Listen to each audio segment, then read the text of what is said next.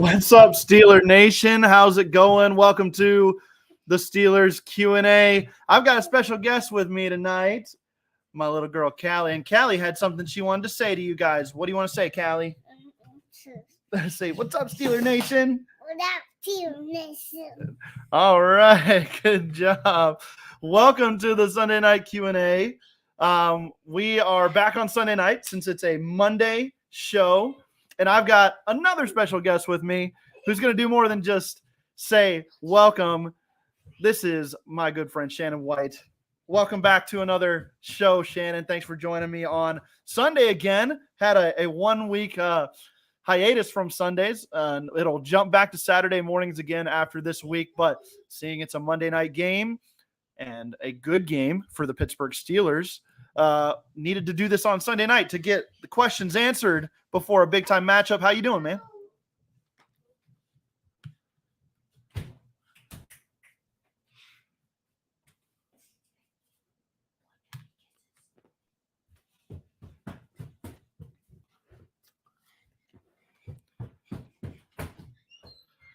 I'm sorry, Shannon. I'm having trouble hearing you, man. Yep, I had the mute on. Okay. I was trying to get y'all not to hear me cough earlier. No, thanks for having me on. Yeah. And I'm nowhere near as cute as your first guest, but I love it when you teach the kids when they're young and teach them right. So I love that. That was heartwarming. Yes, absolutely. And she just wanted to be on Daddy's podcast one time. So I was like, hey, let's do it. She's getting into football a little bit. She's been watching some Red Zone with me today, and it's been a lot of fun. And so getting her engaged in it and just wanting to have a good time all together as a family. Now, Shannon, this is one of 2 weeks out of the year that are very special for my family because I happen to have married a Browns fan. And so when I told her that I picked the Browns to win this game in my appearance on Jeff's Let's Ride podcast on Friday, she couldn't believe it. But I think that there are some, how would you put it? There are some worries that the Steelers might come off a tough loss to San Francisco and look flat again. Let me get your thoughts, though, just real quick on, do you think that's going to happen, or do you think the Steelers kind of know what they did and they're ready to move forward and actually play like a competent football team? Well, on Wednesday night on Pump Your Brakes, I admitted that I was totally wrong in opening week because I thought the Steelers, with the home field advantage, would come out and match up well with the Niners, and it'd be a good game. And I thought the Steelers could pull it out. But there was no home field advantage. Nope. Because people in attendance said it was about 60-40 Steelers. So, and the Niners fans had a lot more to cheer about, so they were much louder. Yes. So really, I was totally wrong. This week, I don't know what to expect. I mean, this is a new team. There's so many new players. Yeah. And it's so many of the guys like Cam Hayward, he's out. Deontay Johnson, he's out. Larry Ogunjobi, he's dealing with an injury. So many of the guys that they were counting on are already injured. So you don't know what to expect. My biggest concern is, honestly, with the game plans. Yeah. They had almost 3 weeks to game plan for the Niners, and they come out with this, we're just going to do what we do. Yeah. And we're not going to worry about matchups, and we're not going to worry about minimizing their strengths and exposing their weaknesses. They didn't even try any of that. Yeah. And it looked like a Power 5 school playing a Division II school. Yeah. It was no contest. So on the Pump Your Brakes, my prediction was 20-13 Steelers. Okay. Now a lot of that's just coming from the heart. Yeah. It's coming from I think TJ Watt's going to be really up. Yes. Because Dwayne Jones said that he sees, holes in his game and he's going to be able to slow him down. And but that doesn't even account for Alex Highsmith on the other side. So, but we don't know what to expect till we see it. It's going to take a while for them to discover and implement an identity. Right. Yeah, it is. And, the season is young. We've been saying that all week to console ourselves after a miserable performance, but it's true. And so I think that when you're talking division rival, and I think you saw that this week as well, when San Francisco traveled to Los Angeles to play the Rams. That was a tight game. But consider this, those two coaches probably know each other better than any other two coaches in the league because they literally developed in the same system together. They worked together for years and years. It's the same branch off the same tree, and so it's a division rival as well. And that's why you saw a close game against the 49ers, who are the better team for sure. And they win the game, but it's the Steelers couldn't hang with that because infamiliarity with the opponent, plus start of a new season with a bunch of new players. And I just think the snowball got rolling well before the week started, and maybe we were too wearing our black and gold glasses throughout the weeks ahead to see it. But this should be different. And so, it's probably going to be a defensive struggle because the Browns come into town with a much improved defense, and the Steelers come into town with a completely unproven offense that is coming off maybe its worst performance since Buffalo or Philadelphia last year. So you're talking about a team that's got to get rolling here. Let's start talking though about some of the issues coming up this week. And if you have questions about this week, listeners, thank you for joining us on this Monday night. Sorry that the show keeps bouncing around, but glad you're here.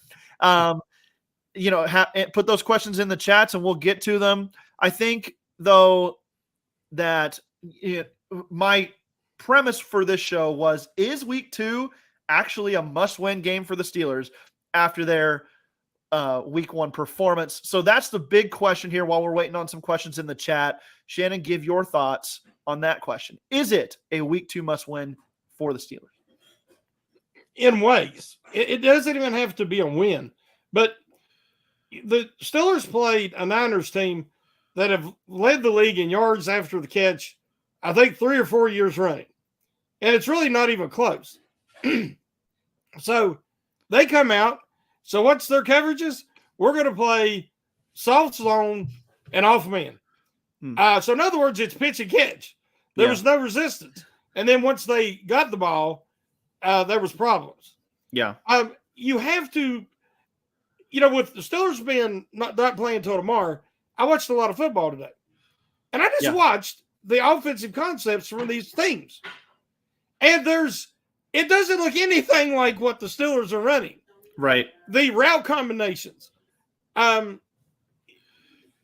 just, it was so juvenile against the 49ers that, is it that the guys can't get open, or are they running them all on the same side of the field? Yeah. All 4 guys was on the same side. They're every team that I watched today had a hot route on every play. Yes. To where if you get immediate pressure, somebody blows the block, whatever, you can get that ball out. Yep. And there's times Pickett don't have that. Right. And so to me, whether they win or lose, one, we want to see them compete. We want to see them execute, yes. But what comes first, the chicken or the egg? Right. What comes first, the game plan or execution? Well, it's the game plan. Yep. And you have to have an adequate game plan to execute. So I'm hoping to see a huge step up because, this week, there's no doubt you got to stop Nick Chubb. And if you dare Deshaun Watson to beat you over the top, if he can, you take your hat off and you go back to the drawing board. But the one thing you can't do is let Nick Chubb run all over you. Well, if the Steelers come out this week and play like they did last week, they're going to play all nickel. Right. So, again, this week, Montravius Adams does not need to be in there. I agree with you. You need to have Keanu Ben. You need to have Brenda Fiuku. You need to have all 4 linebackers, get Mark Robertson in there. Elijah Riley's a good tackler. Desmond King is a good tackler. You need to tackle and slow down that running game and live with what Watson can do. Yeah, absolutely. And just kind of echoing some of the sentiments, in regards to this question, is it a must-win game? Evgeny Crosby says it's a must-win. And let's see, rolling down here to Sherry Richards says, yes, we have to win this week. Can't lose 2 home games in a row. That's very true. It doesn't look good. It doesn't help you in the standings at the end of the year as well. So, getting wins at home is huge because that's where you have the advantage, and you got to take advantage of that situation. And when you don't, you put yourself in a hole. So don't you think that depends on how you view this team? With all these new faces and new places, is this really a contending team? Which I was buying in at the end of the preseason. Yeah. But now I'm like, it's going to take a while for that offensive line to gel. And it's going to take a while for the rookies to get up to speed. Maybe this year is a building season, a prove-it season for Kenny Pickett. Yeah. For the Steelers and Mike Tomlin to figure out, Matt Canada ain't the answer. Yeah. There's things that can happen this year, guys, whether or not they win the Super Bowl, that will be a positive moving forward for the Steelers and Kenny Pickett. Yeah, absolutely. I tend to think for what the Steelers want, that they need to win this game. Like what they've been preaching coming in is that they are a contender. They view themselves that way inside that building.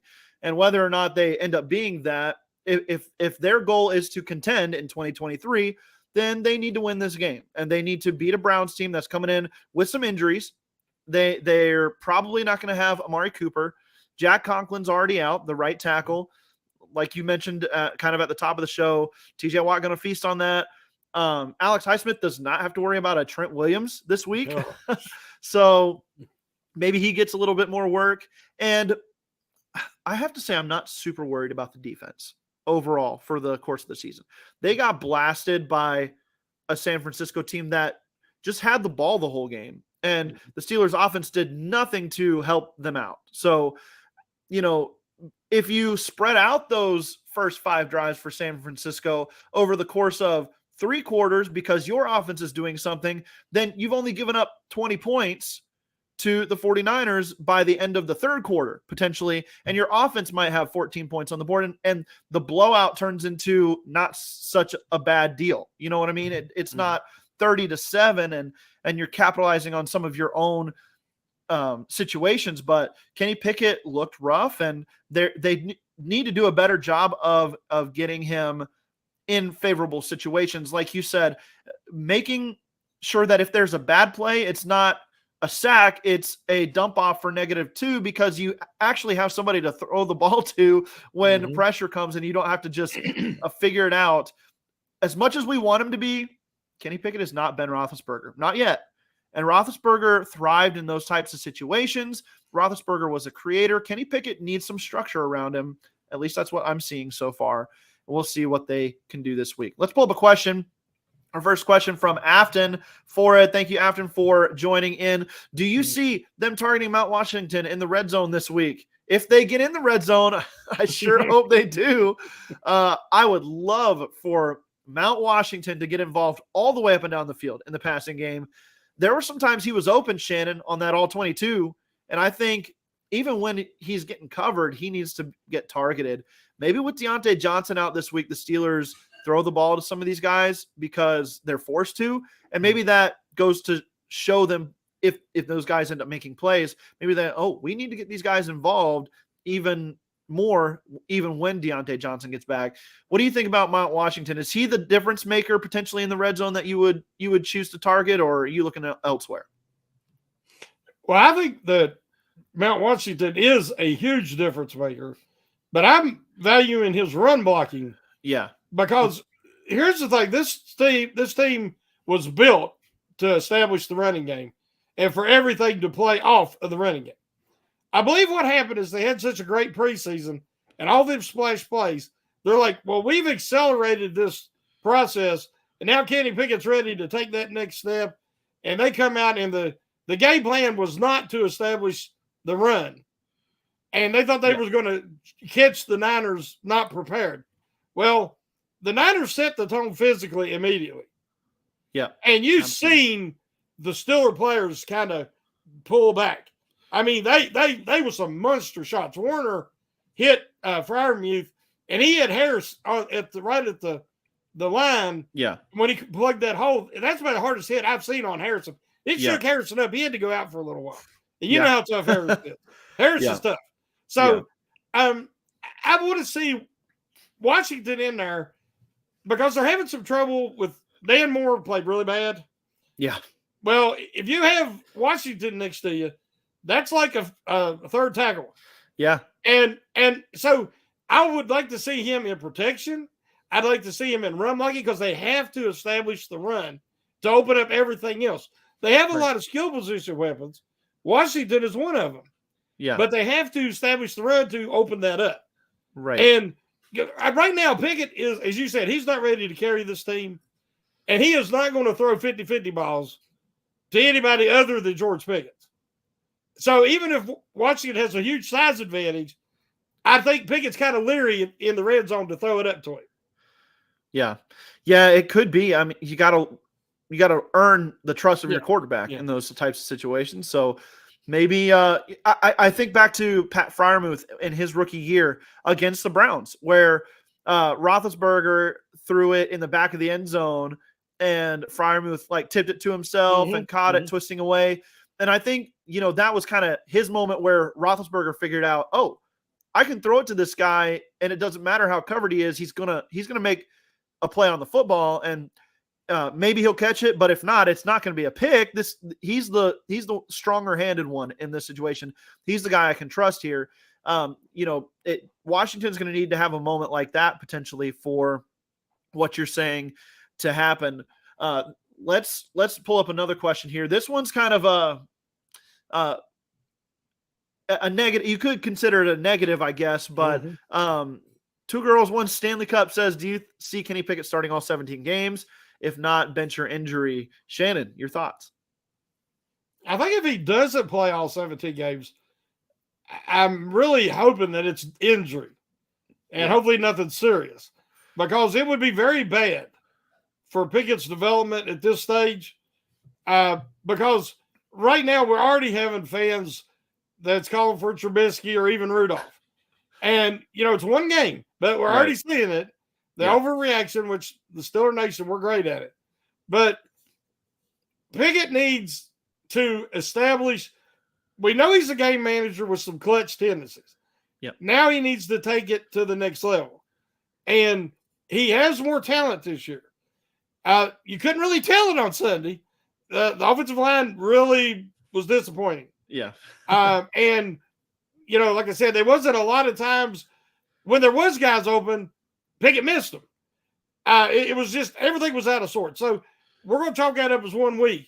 But if let's say Trubisky comes in and he does good and they win, then you're going to have, and no team does good with the quarterback controversy. No. So I'm hoping that Pickett, steadies this year and that he's the full-time starter.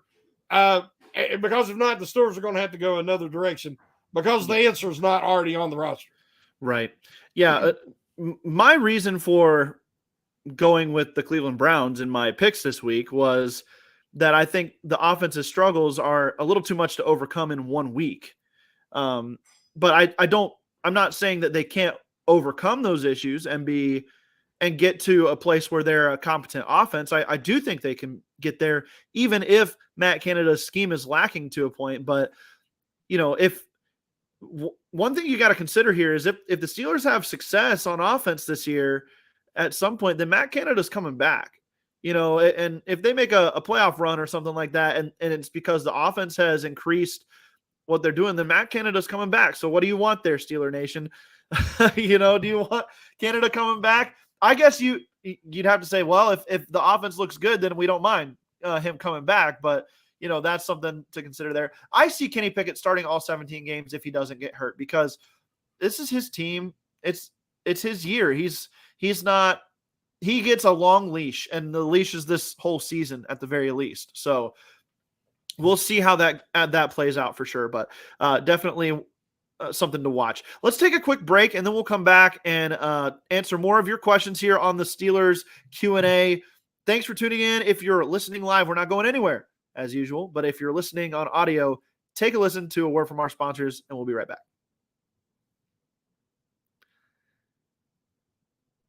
We're back here on the Steelers Sunday night Q&A this week, and we're talking a little bit of Steelers and Browns, answering your questions and chatting it up. Shannon wanted to go back to a topic we were talking about earlier of Darnell Washington. And I made the joke to a friend the other day that the two best offensive tackles on the Steelers might be the two Georgia boys, Broderick Jones and Darnell Washington, but one of them plays tight end. And that's kind of funny, but not funny. But I just thought, in a way, Darnell Washington might be a better blocker than Okorafor or Dan Moore Jr., especially in the run game where he just mauls people. And so just a funny aside there, but let's go to a question here about another tight end. We've got this one from Afton as well. Do you think Muth's injury decreases the number of targets this game? We'll see. In my opinion, I think that it's part of a timeshare let me put it this way. There's a lot of mouths to feed in Pittsburgh.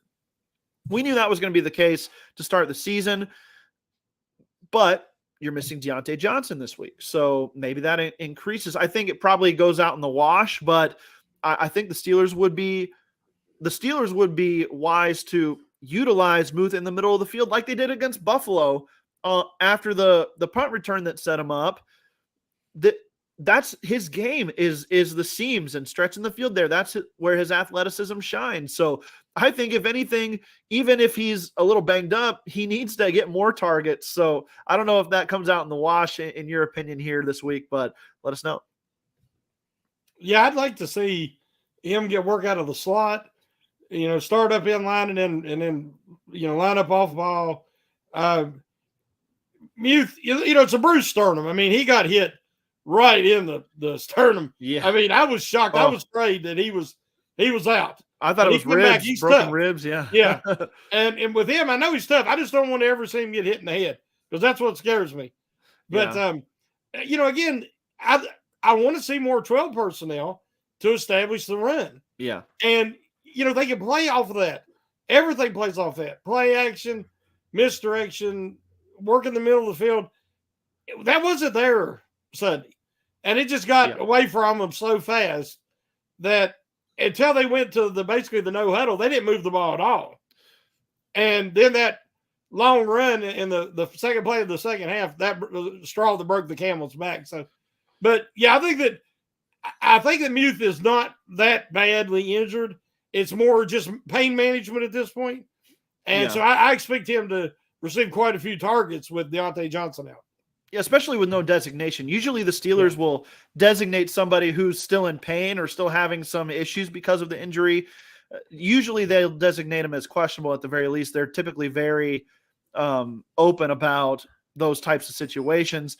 There have been times, Shannon, where the questionable list is half the roster, and you're just like, man, who's playing and who's not? I think all these guys are probably going to end up playing, but no, I think the biggest key this week is establishing that run. And that's just something the Steelers never could do. Like I mentioned this on Jeff's Let's Ride podcast on Friday as well. If you missed it, check it out. It's a great show. That, even if it doesn't work on the first drive necessarily, you've got to put the ball in the hands of your ball carriers and let the Browns know that is a part of your game. And the best offenses, the best coordinators out there, they stick with the run. I don't know if you got a chance to watch the Falcons and Packers game from Sunday, but the Falcons were down 2 scores in the second half, and they're still running the football. And I know that's their MO, but you've got to run the football, especially on an offense that is predicated on using those running looks to set up some of the passing concepts. So you got to turn around and hand the ball off. This has to be a big game for Najee Harris, I think, if the Steelers are going to be successful. What do you think? The Falcons, that's their identity. They're fully committed to running the ball. And as you say, everything plays off that. So you had guys like Desmond Ridder and Sam Howell and other, quarterbacks, Ian Kitty and Purdy's class that had good games today. But if you notice, both of them had running games. And nobody usually sees a sophomore quarterback, a second-year quarterback, be successful with no running game. And then that makes it even worse on those struggling offensive tackles. Yeah. Because by that second half, everybody knew they were throwing. And then it was beating your ears back. against maybe the best front four, them or the Eagles in the NFL. So, that was just a recipe for disaster. Right. But, I mean, I wish the Steelers, because they're built to do that, they have to fully commit to that running game. Yes, absolutely. Along those lines, Steelers Freak says this game is about stopping Chubb and getting our own running game going. If they can't, the Browns will put heat on Pickett. The line and running backs have to produce and take the pressure off. Fantastic analysis, Steelers Freak. You should be on this show. Took the words right out of my mouth. This is exactly why you run the football. And, breaking it down in its simplest terms, if you stop Nick Chubb and you run the football successfully, and if you're Pittsburgh, you win on Monday Night Football. That is all there is to it. Sometimes it's just as simple can be for a winning performance. And obviously you don't want to turn the ball over or anything like that, but you've got to shut down Nick Chubb. I don't trust the passing game of Cleveland to do a whole lot in this game, especially with Amari Cooper probably out. So we will see for sure. But I think that you're looking at two teams that are a little undermanned coming into this week. And whoever probably plays more sound football and does the basics right is going to win. Hopefully that is our Pittsburgh Steelers. Shannon, the biggest question I have had so far this week is was it Kenny Pickett or was it Matt Canada? What was the issue in week 1? And I think that there's plenty of blame to go around to both parties, but I did see enough open receivers. I did see enough plays to be made that if Kenny Pickett was sharper, that game would have at least been more competitive. So I think the first thing, in my opinion, is Kenny Pickett needs to get rolling. Kenny Pickett needs to regain some of that confidence. And I don't think he's going to be like super flappable from a week 1 performance. I think he's in control of himself enough to where he's not going to be, it's not going to be a mental game for him, but he needs to clean it up a little bit and make the plays that are there, because Matt Canada's not going to out scheme the other team. So you got to make the plays that are there at the very least.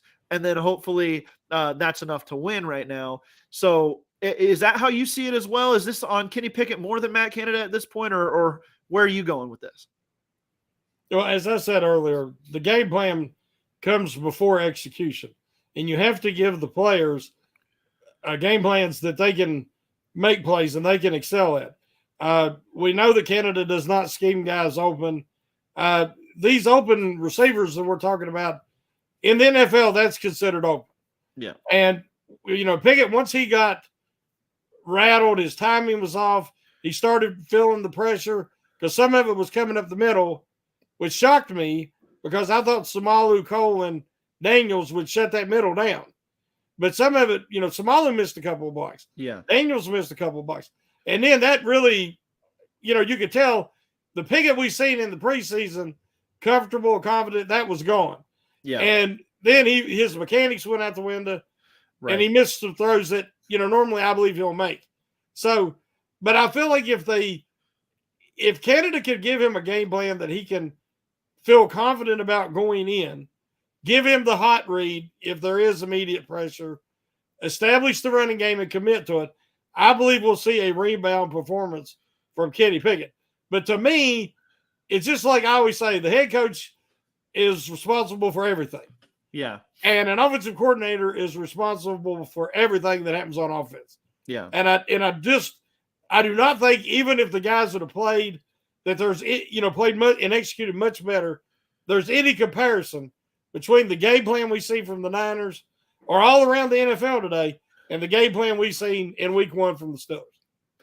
Yeah, absolutely. I look across the league and I didn't see on Sunday any real ineptitude on offense, even from some of the rookie quarterbacks and teams. Seems like schematically everybody is further ahead, and that's a problem if you're Pittsburgh. So I think it was Afton here who asked this. Yeah, it was. She said, why don't we have somebody who can create unique, effective schemes? That's the question we've been asking for 3 years now, and we'll continue to ask probably throughout the remainder of this season. if everything's hard, Shannon, even if you're completing passes and it's hard all the time, there's something wrong with the scheme. So, as much as I said it was Kenny Pickett that needs to sharpen up, if everything's hard for him, then, that's most definitely on the offensive coordinator. I wanted to pull this up here from Pittsburgh. Toddy 86. Tomlin is 10-2 after blowouts of 20 or more points. So something to consider there. That's a fantastic stat that I did not know. 10-2 after a blowout loss. This is happening at home on Monday Night Football, where I believe Mike Tomlin is undefeated in his career as well. So it's not all doom and gloom for the Steelers. And if there's one thing that I think the Steelers have shown that they can do against Cleveland, it's that they can run the football, and that Najee Harris has shown to have success. Cleveland's interior is better this year, but there's still some room for getting upfield. And I think if the Steelers' offensive line on the interior can be better this week, then they have a shot to run the football. Is this a bigger Najee Harris game, though, for you, Shannon, or is this a Jaylen Warren game for you? I think it would be a Najee Harris. Najee Harris has had success against Cleveland in the past. We've seen the week prior, the Browns defense looked really good. It was a monsoon. Burrow missed the whole preseason, still dealing with that calf injury. Yeah. They had no timing. They did not commit to the running game at all. Right. And, again, they become one-dimensional, just like the Steelers did. So if the Steelers can establish Harris, that will make Warren more effective when he does come in. Yeah. Because, we know Warren offers so much as far as he's more explosive. Once he gets the ball in the open field, he's much more capable of making a big play. And both of them are so strong and tough, and they fight for them extra yards. And ball security. Both of them have been very good that way. Knock on wood. I don't want to jinx it. Yeah, exactly. But, I do think that Harris is got to be focal point and establish him, and then play Warren off him.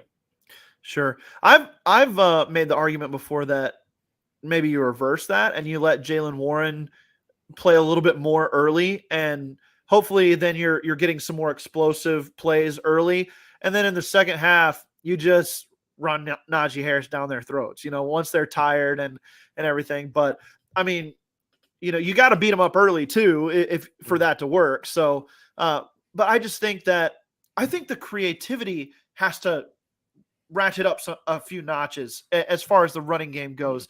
I remember just sitting there watching Steelers versus Niners, and we can all say the same thing. And you can sit there and you go, "Oh, that's a run," and then it's a run right up the middle. It's like, oh, it's 2nd and 2, and they're under center, and it's a single back, and it's 2 tight ends and a split wide receiver, and just the look of the offense. It's like, oh, they're running it. Oh, look, San Francisco knows they're running it. Oh, look, there's no change out of this play call, and they ran it for no gain. And so you know what's coming before it even happens with this offense. And if we can do that sitting at home on our couches, then Kyle Shanahan and Steve Wilks, they for dang sure can see it on the field as well. And the Browns, there's no Joe Woods on this Browns defense anymore calling the defense. This is a been there, done that guy coaching the Browns defense now, and his name for some reason is escaping me, but Jim Schwartz is who it is. And if there's one thing Jim Schwartz does is he goes places and defenses get solid, and with a Browns team that has a lot of talent on that side of the ball, they're even explosive at times, and we saw that against the Bengals. So it's going to be so important for the Steelers to take advantage early and control this ball game, or they could find themselves in a dogfight that they're not going to win. So a very big game for the Steelers here. Shannon, I think we're going to start wrapping up here, but let me get your thoughts on this Steelers-Browns game and a prediction from you, since I haven't heard one from you yet, but well, I'm sorry. You said one at the very beginning. You said 20-13 Steelers. Yep. So tell us how you get there, though, and just explain that a little bit, and we'll wrap this up with your prediction and then my prediction. I'll give that and make everybody mad. Well, I think that it's going to start slow offensively for both teams. I think the defenses are going to be very effective and aggressive. I think that the Steelers are going to be more conservative as far as really trying to stick to the running game. And I think they'll put together a first down or two on some of these drives, and then they'll stall out because they're going to have to establish that before they can open up the passing game without Deontay. Because Deontay's the guy that can get open any time. And we see at the beginning of the Niners game that Pickett kept trying to force the ball to him. I think he had 6 targets in the first quarter. And it was just like, but he was the guy getting open. And the one interception, he wasn't open. And then when he slipped, it was an easy interception. So I think that it's going to start out kind of slow. The Steelers, I think, will score 1 touchdown off a short field that their defense, maybe a Watt strip sack, and the Steelers will recover and score a short touchdown. Okay. And then I think there's going to be a couple of field goals, and then the Steelers late in the second half will score another touchdown. Maybe Freiermuth. Yeah. After they've established the run and maybe play action from outside the red zone. But I just believe that this defense is too fired up. They're too embarrassed with what happened last week. And I believe we're going to see a different effort level against a team that isn't as flashy and as confusing as the Niners. It's more mano-a-mano, smacky in the mouth football. Yes. And I think it matches up better with the Steelers' talent. I absolutely agree here. That was one of the points that I wanted to make, was that the Browns are a very north and south football team on offense, especially in the running game. And the Steelers, they are specifically at the linebacker position built to defend a north and south running team. And I think all 3 AFC North teams play that way in the running game. The Bengals do that. The Ravens are pretty straightforward now when it comes to running the football, and the Browns do it.